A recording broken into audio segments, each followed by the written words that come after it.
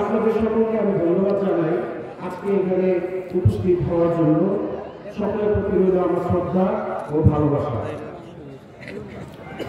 আমি এবং আমার পরিবার আপনাদের কাছে কৃতজ্ঞ এই জন্য যে আপনারা বিগত 14 বছর পরাপর স্বৈরাচারী সরকারের লাঠি গোটা খায়া জাদা জোতার বাড়ি খায়া নির্যাতন হইয়া যে পরিমাণ নিপীড়নের শিকার হয়েছে, তারপরেও আপনারা